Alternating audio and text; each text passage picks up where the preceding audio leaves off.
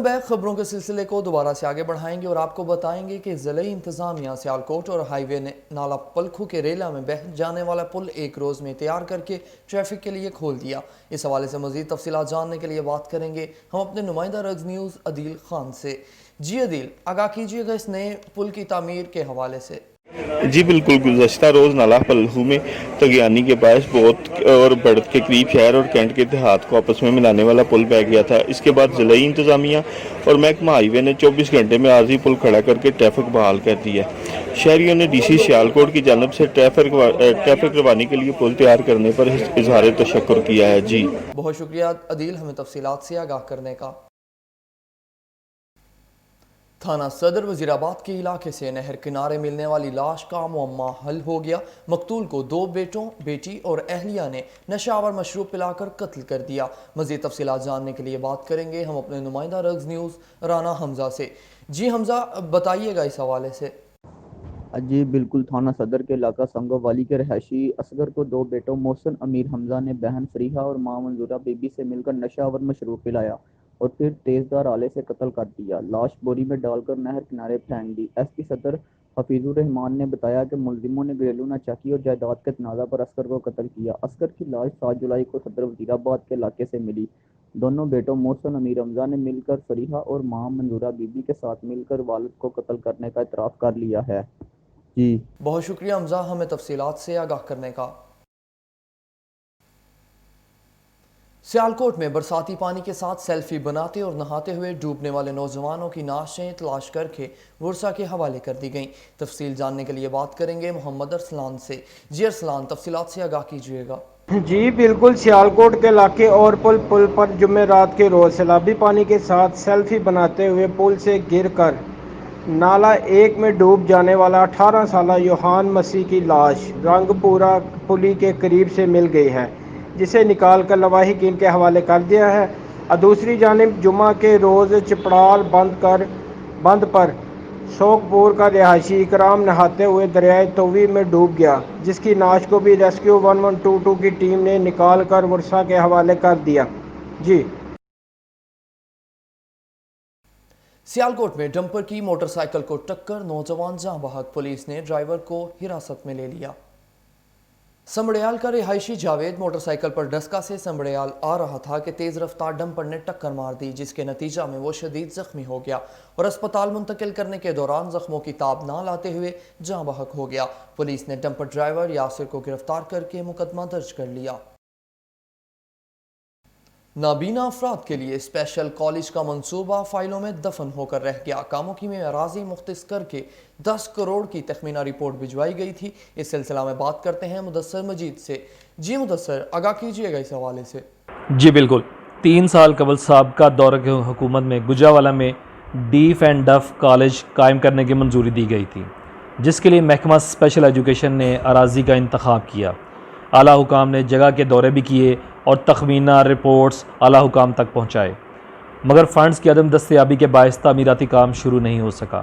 نابینا افراد کے کالج کے لیے کاموکی میں 10 کنال اراضی مختص کی گئی تھی اور 10 کروڑ کی تخمینہ رپورٹ بھی بھجوائی گئی تھی، جس میں سے 30 کمرے تعمیر کیے جانے تھے۔ جی بہت شکریہ مدثر ہمیں تفصیلات سے آگاہ کرنے کا۔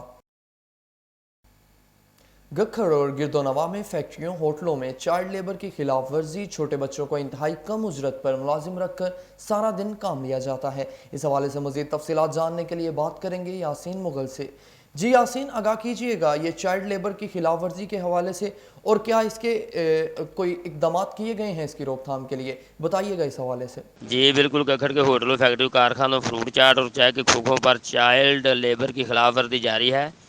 گکھڑ کے ہوٹلوں، چائے کی دکانوں، فروٹ چاٹ شاپ، فیکٹریوں، کارخانوں میں بہت بڑی تعداد میں چھوٹے بچے کام کرتے ہیں اور ان سے جبری مشقت لی جاتی ہے۔ بچوں کو معمولی تنخواہ پر ملازم رکھا جاتا ہے۔ شہریوں کو کہنا ہے کہ جن بچوں کے ہاتھوں میں قلم کتاب ہونی چاہیے تھی، ان ہاتھوں میں کام کر کے چھالے پڑے ہوئے ہیں۔ مقامی رہائشیوں نے انتظامیہ سے چائلڈ لیبر کرانے والوں کے خلاف ایکشن لینے کا مطالبہ کیا ہے۔ جی بہت شکریہ یاسین مغل ہمیں تفصیلات سے آگاہ کرنے کا۔ गुजरांवाला शहर के गिरदोनवा में धुआं उड़ाने, प्लास्टिक जलाने वाली केमिकल्स तेजाबी भट्टियों में तशवीशनाक हद तक इजाफा हो गया, जबकि बाज़ इलाकों में चर्बी पिघलाने का धंधा भी जारी है। शहरी मौजी अमराज का शिकार होने लगे। इस हवाले से मज़ीद तफसीलात जानने के लिए बात करेंगे हम अपने नुमाइंदा रग्स न्यूज़ डॉक्टर अकबर से। जी अकबर, आगाह कीजिएगा इस हवाले से। जी बिल्कुल, गुजरांवाला शहर के गिरदनवा में धुआं उड़ाने, प्लास्टिक जलाने वाली केमिकल्स तेजाबी भट्टियों में तशवीशनाक हद तक इजाफा हो गया है, जबकि बाज़ इलाकों में चर्बी पिघलाने का धंधा भी जारी है, जिसके बाद शहरी मुख्तलिफ अमराज का शिकार हो रहे हैं और मुतअद्दिद इलाका मकीन नकल मकानी पर मजबूर हैं। बेशतर फैक्ट्रियाँ और कारखाने रहायशी इलाकों में कायम हैं। मुतासरा इलाकों के मकीनों का कहना है कि जहरीलूद तेजाबी धुएं से लोग दमा, टीबी, कैंसर और दीगर जानलेवा बीमारी में मुब्तला हो रहे हैं, जबकि महकमा तहफ़्फ़ुज़ माहौलियात के अहलकार फैक्ट्री मालकान से भत्ता वसूल करके इन्हें मौत बांटने की खुली छुट्टी दे रहे हैं। शेखपुरा रोड, ख्याली, फ्रांसिसाबाद, कोलूवाला के इलाकों में खतरनाक टैनरीज और चर्बी पिघलाने का काम जारी है, जिनके खिलाफ दरखास्त देने के बावजूद कार्रवाई नहीं हो सकी। जी बहुत शुक्रिया अकबर, हमें तफसीलात से आगाह करने का।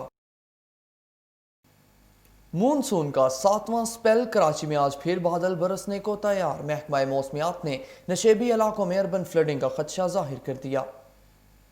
शहर कायद में अब तक अगस्त की बारिश का 99 साला रिकॉर्ड टूट गया। महकमा मौसमियात ने 7वें स्पेल में मुख्तलिफ मुकामात पर कहीं हल्की तो कहीं तेज और मौसलाधार बारिश का इम्कान जाहिर किया। महकमा मौसमियात ने मुतलका इदारों को एडवाइजरी भी जारी कर दी। मानसून हवाएं मशरकी सिंध में दाखिल हो गई। मानसून का 7वां स्पेल पीर की शब तक जारी रहेगा, जिसके नतीजे में कराची में गरज चमक के साथ बारिश का इम्कान है।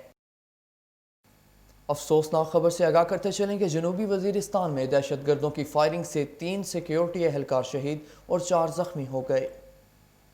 ISPR के मुताबिक जनूबी वजीरिस्तान में सर्च ऑपरेशन के दौरान दहशतगर्दों ने सिक्योरिटी फोर्सेस पर फायरिंग कर दी, जिससे सूबेदार नदीम, सिपाही सलीम और लांस नाइक मुसव्विर शहीद हो गए। दहशतगर्दों की फायरिंग के नतीजे में 4 सिक्योरिटी एहलकार जख्मी भी हुए।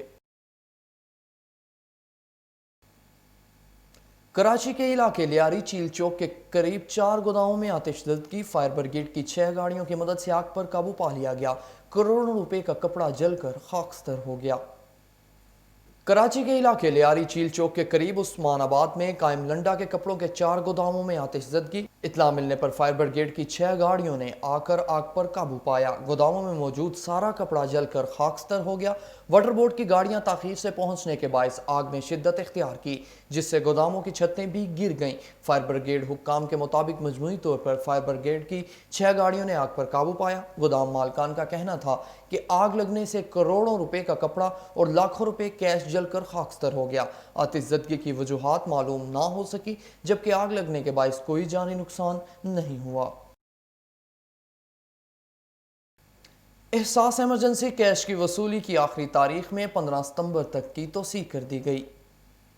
समाजी तहफ़्फ़ुज़ और गुर्बत के खात्मे के बारे में वज़ीर आज़म की मुआवने ख़ुसूसी डॉक्टर सानिया निश्तर ने एहसास इमरजेंसी कैश अदायगियों के तहत सूबों के लिए हतमी तारीख में इस माह की 31 तारीख से अगले माह की 15 तारीख तक तोसीक कर दी। एक ट्वीट में उन्होंने कहा कि इस इक़दाम से जहाँ वक्त होने वालों के लवाहिकीन और बायोमेट्रिक तस्दीक के मसाइल का सामना करने वाले अपनी रकूम वसूल कर सकेंगे। यहाँ पर वक्त हुआ एक कमर्शियल ब्रेक का, हमारे साथ रहिएगा।